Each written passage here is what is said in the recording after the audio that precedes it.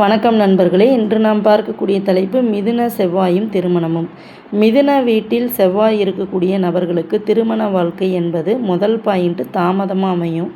ரெண்டாவது பாயிண்ட்டு ரொம்ப சீக்கிரமாக கல்யாணம் அமைஞ்சிருச்சு அப்படின்னா அந்த வாழ்க்கை அவ்வளோ சிறப்பானதாக இருக்கிறது இல்லை.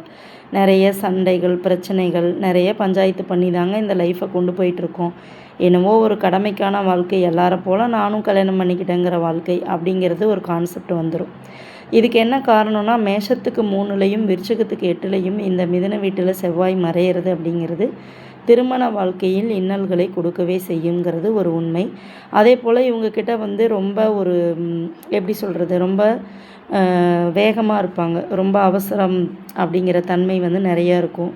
அவசரப்பட்டு ஒரு விஷயத்துக்குள்ளே நுழைஞ்சிட்டு மறுபடியும் அதுக்காக வருத்தப்படக்கூடிய நிலை அப்படிங்கிறது இவங்க லைஃப்பில் அதிகமாகவே இருக்கும். ஸோ இது எல்லாமே மிதுன செவ்வாய் கண்டிப்பாக கொடுப்பாரு. அதே மாதிரி புதனோட இணைவு இங்கே இருந்தாலும் அவர்களுக்கு கலத்தரம் அப்படிங்கிறது பாதிக்கப்படுங்கிறதும் ஒரு உண்மை. ஸோ மிதுன செவ்வாய் பெரும்பாலும் நன்மையை தராது திருமண வாழ்க்கையில் அப்படிங்கிறது ஒன்று இருக்குது. நன்றி நண்பர்களே.